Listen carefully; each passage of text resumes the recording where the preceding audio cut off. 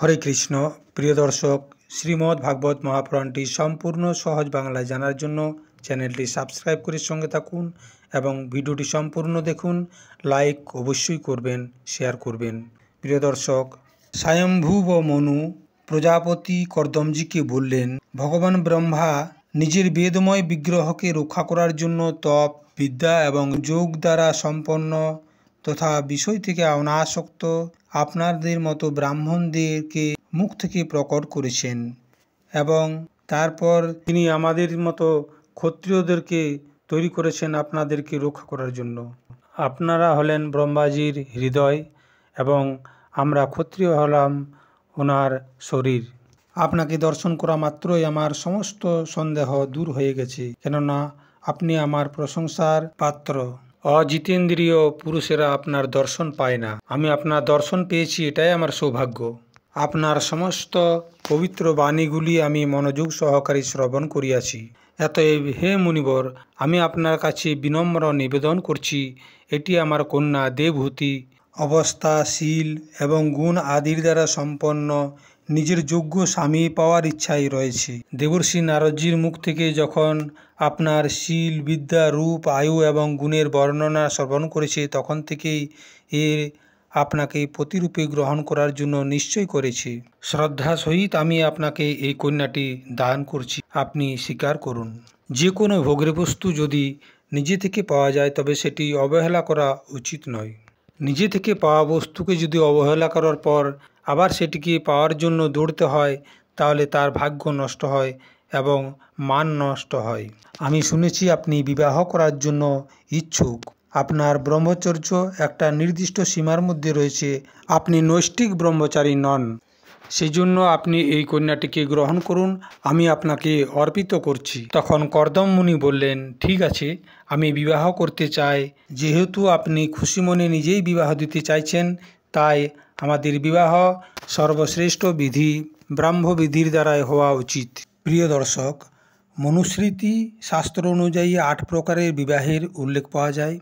তার মধ্যে সর্বশ্রেষ্ঠ হলো ব্রাহ্ম বিবাহ, দ্বিতীয় হলো দৈব, তৃতীয় আর্ষ, চতুর্থ প্রাজাপত্য, পঞ্চম আসুর, ষষ্ঠ গান্ধর্ব, সপ্তম রাক্ষস এবং অষ্টম পেশাচ বিবাহ। কর্দম মুনি বললেন, আপনি স্বয়ং আমার কাছে প্রার্থনা করছেন, এই অবস্থায় আমার স্বীকার করে নেওয়াটাই উচিত। তবে আমার একটা বিশেষ শর্ত আছে। শর্তটি হলো, যতক্ষণ পর্যন্ত এর কোনো সন্তান না হয় ততক্ষণ পর্যন্ত আমি গৃহস্থ ধর্ম অনুযায়ী এর সাথে থাকব। এরপর ভগবানের কথা অনুযায়ী সন্ন্যাস প্রধান, হিংসারহিত, সমদম আদি ধর্মগুলিকেই অধিক মহত্ব দেব, যাহার দ্বারা এই বিচিত্র জগতের উৎপত্তি হয়েছে, যাহার মধ্যে এই জগৎ লীন হয়ে যায় আর যাহার আশ্রয়ে স্থিত থাকে। আমার তো এই প্রজাপতিতে চেয়েও ভগবান শ্রী অনন্তই সবথেকে অধিক মান্য। কর্দমজি কেবল এতটাই বললেন, তারপর তিনি ভগবান কমলনাভের ধ্যানে মগ্ন হয়ে গেলেন এবং মৌন হয়ে গেলেন। সেই সময় ওনার মন্দ হাস্যযুক্ত মুখমণ্ডলকে দেখার পর দেবহূতির মনে খুব আনন্দ হলো। মনুজি দেখলেন এই বিষয়ে মহারানী শতরূপা এবং রাজকুমারীর স্পষ্ট অনুমতি রয়েছে, তাই তিনি অনেক গুণসম্পন্ন কর্দমজিকে তার গুণবতী কন্যাকে দান করলেন। মহারানী শতরূপাও তার মেয়ে জামাইকে প্রেমপূর্বক অনেক মূল্যবান বস্ত্র, আভূষণ, গৃহস্থের উচিত পাত্র আদি দান করলেন। এইভাবে সুযোগ্য বরকে তার কন্যা প্রদান করার পর মনুজি নিশ্চিন্ত হয়ে গেলেন। মেয়ে জামাইয়ের প্রতি যথাউচিত কর্তব্য কর্ম করার পর তিনি নিজের রাজ্যে ফিরে গেলেন। যখন ব্রহ্মবর্তের প্রজারা জানতে পারলেন যে মনুজি ফিরে আসছেন রাজ্যে, তখন সকলে আনন্দিত হয়ে স্তুতি করতে লাগলেন। গান বাজনা করতে করতে ওনারা সবাই রাজ্যের বাইরে বেরিয়ে এলেন। সমস্ত প্রকারের সম্পদ আদিতে যুক্ত বরহিষ্মতী নগরী মনুজির রাজধানী ছিল, যেখানে পৃথিবীকে রসাতল থেকে নিয়ে আসার সময় ভগবান শ্রীহরি যখন বরাহ অবতার নিয়েছিলেন, তখন ওনার শরীরের রোম এখানে ঝরে পড়েছিল, আর সেই রোমগুলি নিরন্তর তরতাজা হয়ে কুশ এবং কাশ হয়েছিল। মহারাজ মনুজিও শ্রী বরাহ ভগবানের কাছ থেকে ভূমিরূপ নিবাসী স্থান প্রাপ্ত হওয়ার পর এই স্থানটিতে কুশ এবং কাশের মাদুর তৈরি করে যোগ্য ভগবান শ্রীহরির পূজা করেছিলেন।